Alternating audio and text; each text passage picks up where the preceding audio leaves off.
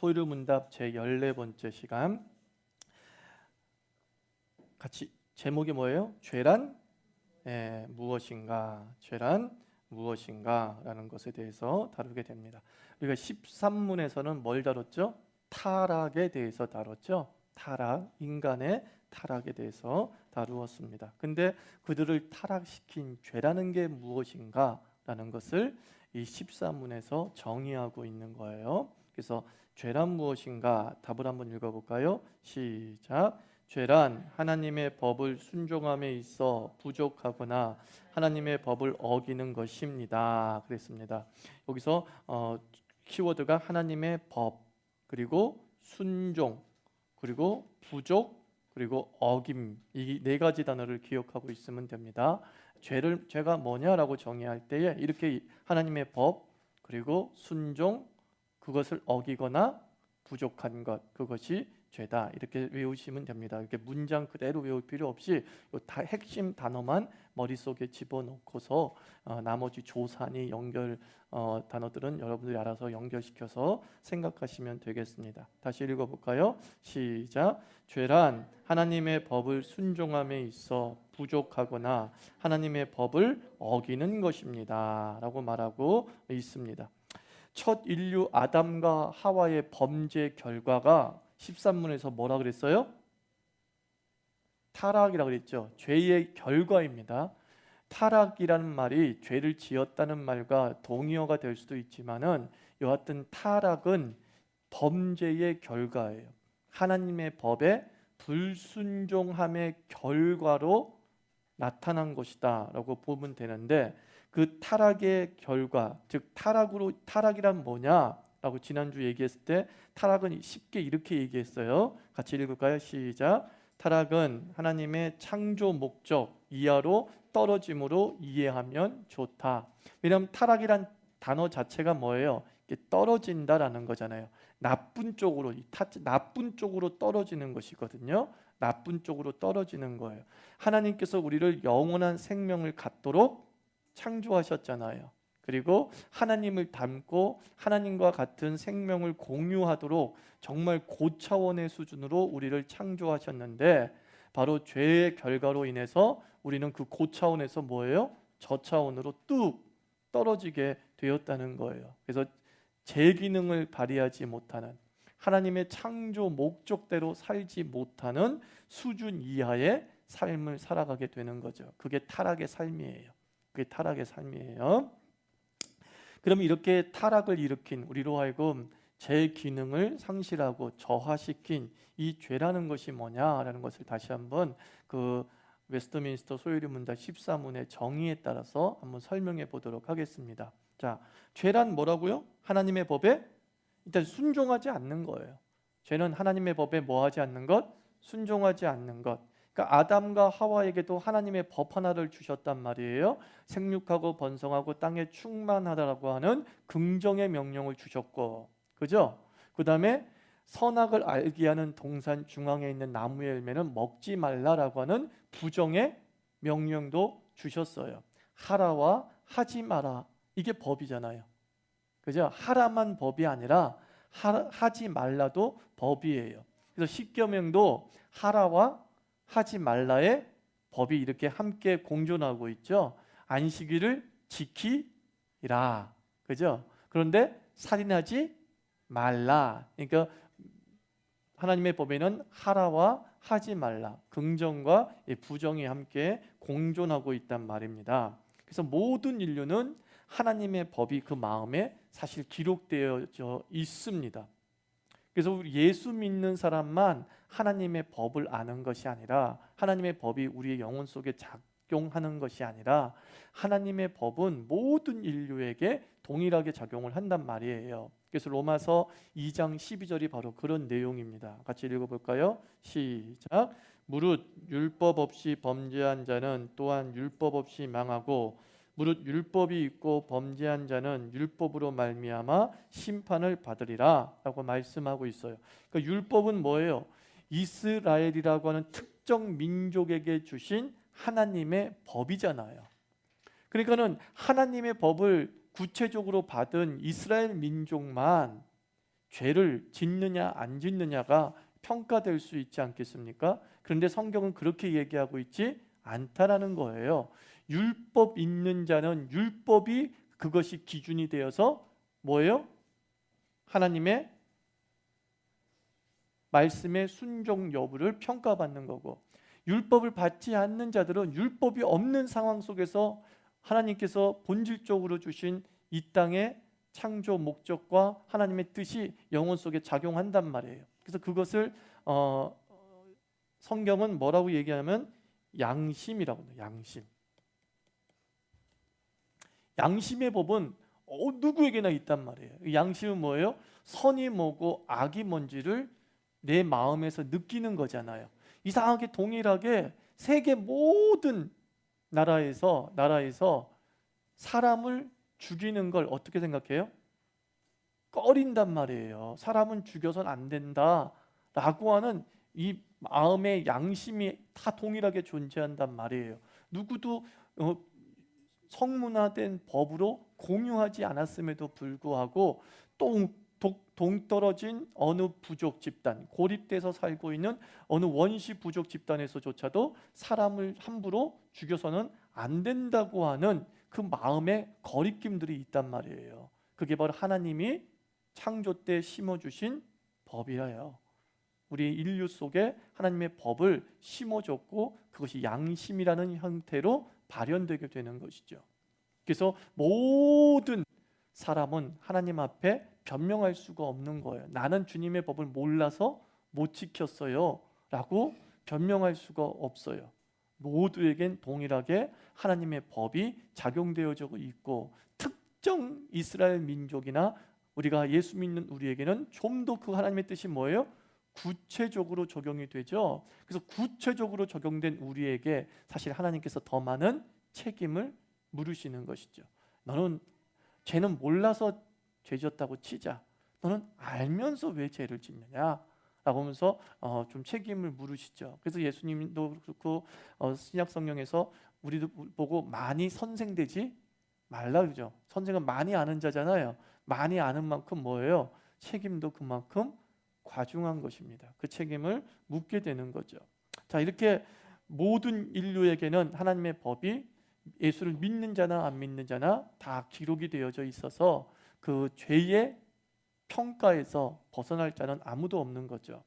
그러면 단어풀이를 한번 해봅시다. 죄라고 하는 이 단어가 히브리어로 뭐예요? 하마르티아라고 해요. 근데 이 하마르티아가 뭐냐면 화살을 쏠 때의 상황을 묘사하는 단어예요. 그래서 관역을 벗어나, 내가 쏜 화살이 관역을 벗어났을 때 쓰는 말이 우리는 뭐예요? 빗나갔다 이러잖아요. 그러면은 히브리어로 뭐라고 하면 돼? 하마르티아 이렇게 하면 된다는 거예요.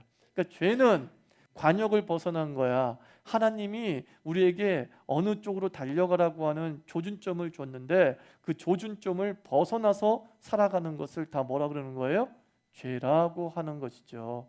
구체적인 살인을 저지른 것만이 죄가 아니라 하나님이 우리에게 그려주신 분명한 인생의 관역, 사람으로서의 관역, 조준점이 존재하고 있는데 그 조준점으로 우리가 달려가지 아니하고 방향이 다르게 갔을 때에 그것도 역시 죄다라고 말하는 것입니다. 그게 하마르티아의 의미예요. 그래서 하나님의 뜻대로 뭐예요? 살지 않는 모든 것이 죄일 수밖에 없는 겁니다. 죄라는 것이 악행과 구별돼야 된다라고 말씀을 드렸죠. 그죠? 악행이라는 건 죄의 뭐라 그랬어요? 예? 죄의 결과로 뭐가 나온다 그랬어요? 악행이라고 하는 구체적 불순종의 태도가 나오게 되는 것이죠. 우리가 사람을 왜 죽여요? 죄인이기 때문에 사람을 죽이는 거예요. 네? 사람을 죽여서 죄인이 되는 게 아니에요. 우리에게 악행이 나오는 이유는 그 사람이 본질적으로 죄인이기 때문에 그 악행이 나오게 되는 거예요. 그 사람이 선하고 의인이면 정말로 어떠한 죄의 영향도 받지 않는 존재면 그에겐 살인이라는 게 나올 수가 없는 거예요. 거짓말이 나올 수가 없는 거예요. 사기치는 게 나올 수가 없는 거예요. 왜 그 사람이 사기를 쳐서 죄인이 된 게 아니라 분명히 기억하십시오. 죄인이기 때문에 우리가 살인하고 구체적인 악행들이 나오는 것이죠. 그것은 옛사람이죠. 그 옛사람이 계속 썩어져가는 구습을 좁게 만들어 가는 거예요. 자는 거예요. 그래서 하나님의 뜻대로 살지 않음으로 말미암아 우리에겐 아주 구체적인 악행들이 이제 인류 전체를 뒤엎게 되는 것이죠. 전쟁도 죄의 결과죠. 그죠? 전쟁도 죄의 결과예요. 죄인이기 때문에 서로 물고 뜯고 싸우고 남의 것 더 뺏어 가려고 사람을 죽이고 하는 일이 벌어지게 되는 것이죠. 자, 그런데 이 13문에서 죄란 하나님의 법에 순종함에 있어서 뭐하거나 뭐한 것이다? 부족하거나 어긋난 것이다 그랬어요. 그것을 좀 우리가 쉽게 표현하자면 그 14문에서 죄의 유형을 나눌 때 소극적 죄와 적극적 죄로 나누고 있다. 이렇게 설명하시면 될 겁니다. 소극적 죄가 있고 적극적 죄가 있다. 그게 뭘까 한번 봅시다. 자, 하나님의 법을 순종함에 있어서 부족하거나 라고 하는 이 문장은 어느 죄에 해당된다고요? 소극적 죄야. 근데 하나님의 법을 어긴다라고 하는 것은 어느 유형에 속해요?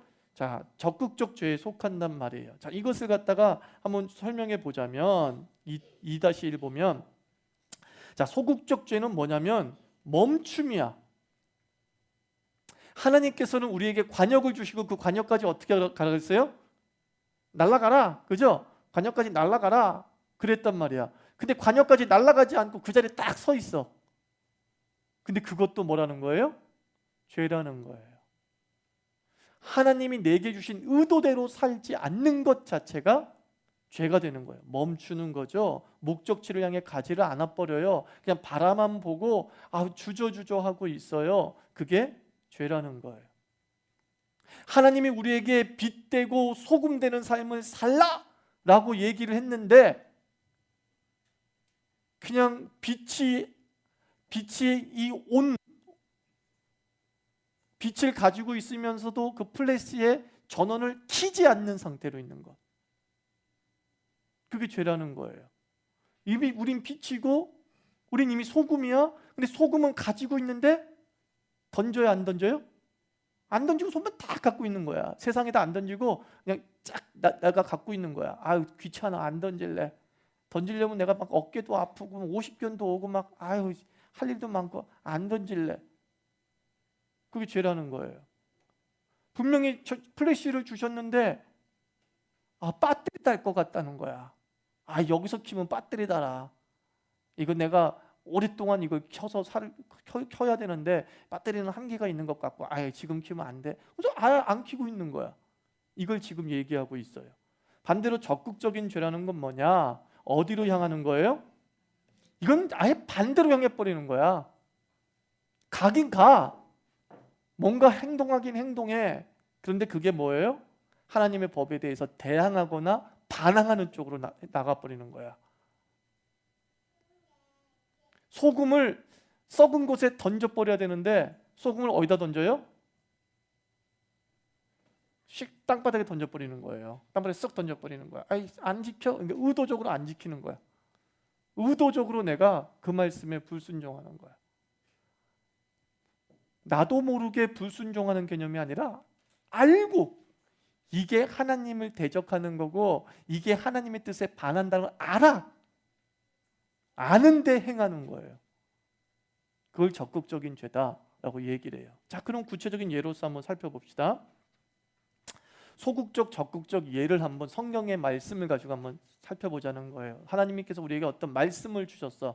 법을 주셨단 말이에요. 근데 그 중에 하나가 이제 원수를 사랑하라는 법 같고 부족하거나 어긋났다라는 개념을 한번 적용해 보자는 거예요.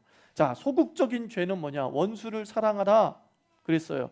원수를 사랑하라는 말에는 용서하라는 개념도 들어가 있는 거예요. 사실은 그죠? 용서하지 않고 사랑하지 않을 수 없잖아요. 사랑할 수 없잖아요. 그죠? 사랑한다는 것은 이미 그 사람에 대한 모든 허물과 미움과 그런 게 다 없어진 상태를 얘기하잖아요. 그래서 원수를 사랑해야 돼. 근데 소극적인 죄라는 건 뭐냐면 용서하지를 않아. 그렇다고 해서 그 사람한테 구체적으로 복수를 행하는 게 아니야.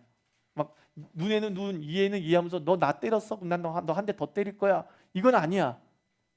이건 아니야. 그냥 이거야. 저 인간하고 상종 안 하면 되지 뭐. 이겁니다. 아니 저 인간 얼굴 안 보면 되지 뭐. 이게 지금 우리가 죄를 짓고 있는 상태라는 거예요. 그 죄인의 모습인 거예요.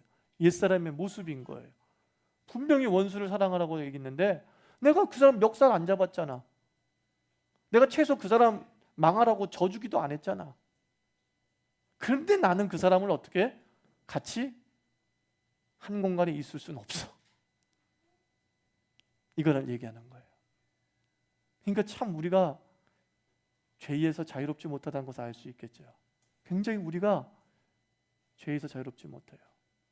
누구 하나 부족하거나에 거의 걸릴 때가 많아요. 적극적인 죄라는 건 뭐예요? 원수를 사랑하라는 그 말을 알고도 멱살 잡고 안갚음하고 이에는 이, 눈에는 눈, 내 아들을 죽였어? 네 아들도 죽어봐. 이러는 거죠. 이게 바로 적극적인, 즉 어긋난 길로 가는 모습이란 말이에요.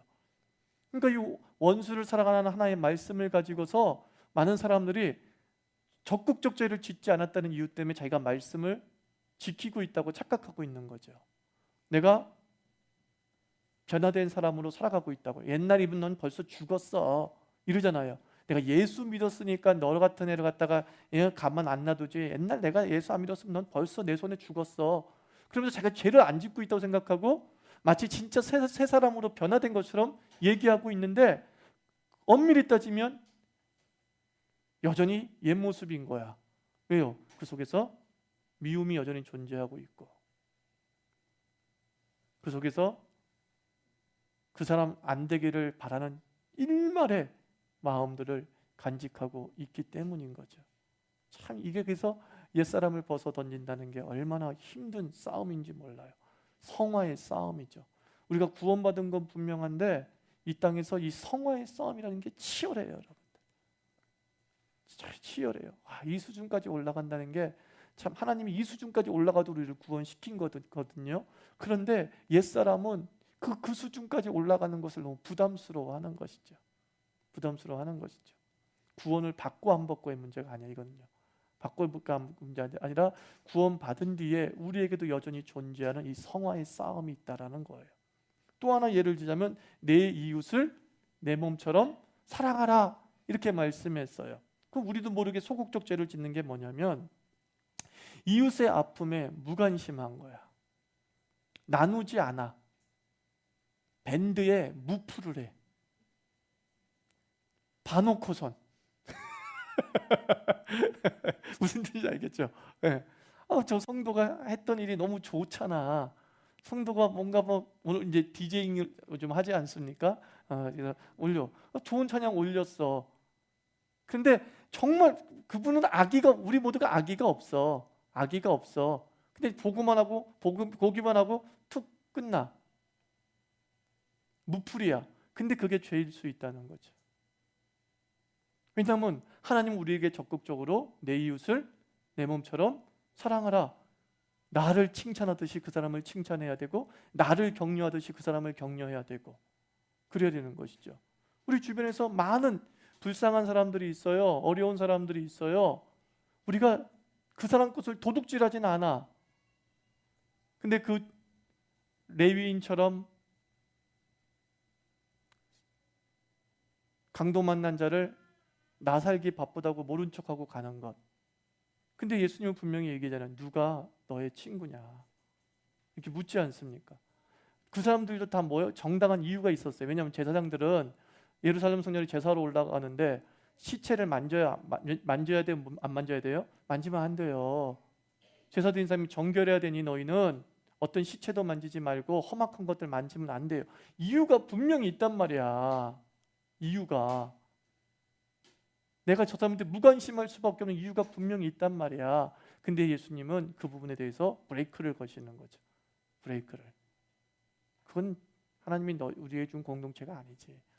주께서 너희를 구원시켜서 한 민족을 만든 이유가 아니지 라고 이제 말씀하는 거예요. 적극적인 죄라는 건 뭐예요? 이웃을 압제하고 착취하고 악플을 다는 사람들이거든요. 악플을 그냥 그 사람에게 어떤 글이 올라왔으면 막 그 글에 대해서 막 반박을 하면서 이따위 찬양을 올려놓고 있느냐. 지금 제가 가요를 하나 올릴까 생각하는데 만약 악플 달릴까 봐 걱정이 돼서 못 올리고 있죠. 그 사람이 한 일에 대해서 아주 그냥 나쁜 것만 막 골라서 얘기하는 거야. 골라서 얘기하는 거야. 그런 것들이에요. 이게 바로 속 부족하거나 어긋나다 이런 뜻을 가지고 있어요. 다시 말씀드립니다. 우리가 이 죄에서 자유로울 수 있다 없다? 자유로울 수 없구나라는 것을 깨닫게 되는 거예요. 죄의 경중은 있어요 없어요? 지금 제가 소극적인 죄를 얘기하고 적극적인 죄를 얘기했어요. 이게 경중, 즉 가볍고 무거움의 문제가 아니라는 거예요. 분류한 거예요. 이런 식도 죄가 된다라는 것을 분류한 거예요.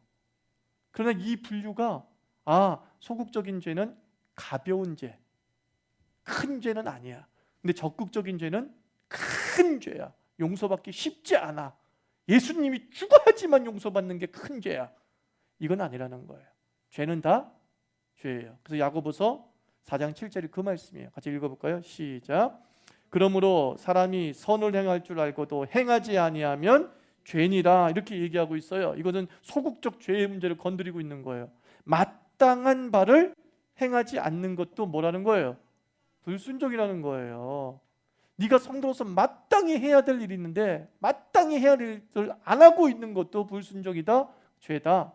야고보서는 분명히 말씀하고 있어요. 그 죄의 경중은 없다.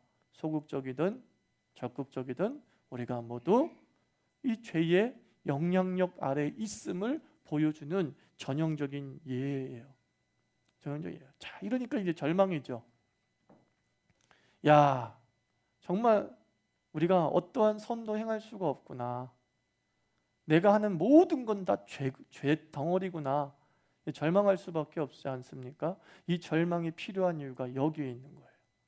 성경은 먼저 우리를 절망시켜요, 여러분들. 성경은 절대 우리에게 희망을 얘기하지 않습니다. 성경은 우리에게 먼저 절망시켜요. 우리를 폭로해요. 우리의 전적 타락과 전적 무능을 폭로한단 말이에요. 그 이유가 뭔지 이제 나중에 배우지만 다시 한번 또 생각해 보자는 거예요. 위의 기준으로 우리를 돌아보면 우리가 모두가 뭐가 되는 거예요? 죄인이에요. 위의 기준으로 소극적, 적극적 죄라고 하는 분류로 나 자신을 적용해 보면 우리는 죄에서 전혀 자유롭지 못한 존재임을 알게 되는 거예요. 난 죄인이구나. 난 정말 나쁜 놈이구나. 난 정말 하나님의 자녀 될 자격도 없는 존재구나. 내가 정말 하나님의 자녀라고 밖에서 말하고 다니는 것조차도 좀 부끄럽구나. 이걸 우리가 느껴야 되는 거예요. 그러면 왜 그걸 느끼게 되느냐? 결국 이거예요. 성경에 의인은 없나니 하나도 없다라고 하박국 선지자를 통해서 말씀하시고 로마서를 통해서 말씀하셨죠. 의인은 없나니 하나도 없다는 걸 어떻게 확인할 수 있죠? 나를 보고 확인이 되는 거야. 그죠? 내가 이 죄에서 자유롭지 못하는구나. 다른 사람이 죄를 보고서 내가 의인은 없으니 진짜 하나도 없어. 세상에 믿을 놈 하나도 없어. 우리는 주변 사람을 가지고서 그렇게 평가하잖아요. 주변 사람이 나를 배신했을 때 세상에 믿을 놈 하나도 없어. 그렇게 얘기한다고. 근데 성경은 뭐라고 얘기하냐면은 너를 보고 세상에 믿을 사람 하나도 없어. 이거 깨달으라는 거죠. 내가 배신자고 내가 죄인인 거예요. 내 실체를 깨달으면서 이 소극적이고 적극적인 죄 속에 갇혀져 있는 나 자신을 보면서 의인은 없나니 정말 하나도 없구나 이렇게 생각해야 되는 것이죠. 내가 하나님의 이 세상을 물들이고 더럽게 만드린 장본인이구나 먼저 이렇게 생각을 해야 되는 거죠. 그리고 나서 그 의로운 행위로 구원받는 것 자체가 가능하다 불가능하다? 불가능한 것을 인정하게 되는 거죠. 이제 도저히 내가 어떤 일을 한다고 해도 이것이 세상을 이롭게 하고 하나님의 구원을 받는 길이 될 수가 없다는 게 분명해. 내가 무풀을 하는 이 소극적 죄도 짓는 놈인데, 그죠? 무풀, 댓글 다는 게 뭐 하나 어렵다고 그거 하나도 못 다는 놈인데 정말 선을 이룰 수 없다. 하나님의 구원에 합당한 의인의 삶을 내가 살 수는 없다. 이게 이제 칼빈주의에서는 전적 무능을 얘기하는 거예요. 전적 무능. 전적 무능이라고 그래요. 인간은 구원을 위해서 할 수 있는 능력이 있다 없다? 하나도 없다. 하나도 없다. 선을 행할 수 있는 능력이 있다 없다? 하나도 없다. 이걸 절감하게 되죠. 그리고 나서 그 다음으로 연결시켜야 되는 거예요. 거기서 끝나면 안 되는 거예요. 절망으로 끝나면 안 되고, 그 절망이 필요한 이유는 소망을 붙잡게 하기 위해서라는 거예요. 소망을. 4.3 읽어볼까요? 시작. 그래서 예수 그리스도를 믿는 구원, 오직 믿음으로 의롭게 되는 하나님의 섭리가 얼마나 위대하며 감사한 은혜인지 새삼 고백하게 된다. 이렇게 되는 거죠. 우리가 죄인이다라는 이 절망을 통해서, 우리가 선을 전혀 행할 수도 없다라는 이 절망을 통해서, 왜 하나님이 예수 그리스도를 십자가에 못 박혀 죽이셨는가를 깨닫게 되는 거죠. 그렇지, 하나님이 이 죄도 용서해 줘야 되고, 하나님이 내 죄에 대해서 상관하지 않겠다고 말씀해 주셔야지만이 내 구원의 길이 열리는구나 라는 것을 깨닫게 되고 받아들이게 되는 것이죠. 예수를 잘 안 믿는 사람들은 왜 잘 안 믿느냐? 아직까지도 자기의 가능성을 믿고 있는 거거든요. 내가 할 수 있다라는 생각, 내가 바꿀 수 있다는 생각이 조금이라도 들어있기 때문에 쉽게 이 방법을 취득할 수 없는 거예요. 그리고 또 하나 뭐예요? 그 지독한 자존심이요. 보세요. 내가 형편없는 존재라는 것을 인정하는 게 너무 싫은 거야. 그런 게 있어요. 그런 게 있어. 여러분, 알코올 중독자를 치료하는 협회가, 미국의 AAA라는 협회가 있다 그랬죠. 이 알코올 중독을 치료할 때에 이 사람들의 알코올 중독을 치료하는 출발이 뭐냐면 제1문에 동의했을 때부터 치료가 시작된다 그래요. 근데 AA 협회의 제1문이 뭐냐? 나는 알코올 중독자입니다. 이거예요. 이거 인정하지 않으면 절대 치료를 할 수가 없대요. 나는 알코올 중독자입니다. 인정하는 그 순간부터 그 사람은 치료가 시작이 되어진대요. 근데 상당수의 사람들이 1문에서 브레이크 거는, 뭔가 자기가 술에 쩔어 사는 것 같다는 거 진짜 알겠어. 그래가지고 이제 치료를 받으러 그 협회를 참석한 거야. 근데 알코올 중독자라는 건 너무 이게 주홍글씨 같은 거잖아요. 그죠? 내가 알코올 중독자다 그러면 주홍글씨 같은 거잖아. 그러니까 이건 인정 못하는, 내가 술은 많이 마시지만 뭐는 아니다? 알코올 중독자는 아니다. 나는 술을 매일 마시지만 알코올 중독자 아니다. 나는 그냥 술을 반주 정도로 마시는 것이지 알코올 중독자는 아니다. 절대 치료가 안 된다는 거예요. 치료가 안 된다는 거예요. 이와 마찬가지라는 거예요. 우리 자신들이 예수 그리스도의 구원, 그 믿음이 수용되기 전에 필요한 상황이 이 끝없는 절망이야. 어두운 절망을 느껴야 돼. 와, 나는 정말 아무것도 할 수 없다. 난 정말 아무것도 할 수 없어. 이 생각이 들 때에 비로소 그에게 신의 영역이 보이기 시작하는 거예요. 하나님의 영역이 보이기 시작하는 거예요. 그래서 부르는 찬송이 전부여 의지 없어서 손 들고, 이거 뭐예요? 항복하고 온다는 거예요. 항복하고 온다는 거예요. 그래서 때로 어떤 사람에게 하나님께서 지독한 절망을 주시는 이유는 사실은 네가 이 강력한 나의 구원을 너에게 주려고 하는데 안 가지니까, 원치를 않으니까, 붙잡으질 않으니까 하나님이 너무 그 사람을 사랑하셔서 끝없는 절망을 주실 수 있어요. 근데 그 끝없는 절망의 이유 중에 하나는 우리의 지독한 자존심이 작용하고 있을지도 모른다는 거예요. 내가 무능하다는 걸 인정하고 싶지 않은 거야. 내가 가장으로서 이 사람들을, 우리 가족을 잘 먹여 살리지 못한다는 그 무능을 인정하고 싶지 않은 거야. 아빠는, 엄마는 살릴 수 있어?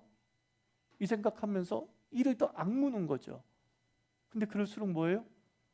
절망의 늪으로 계속 빠져들어갈 수 있는 나를 볼 수 있는 거예요.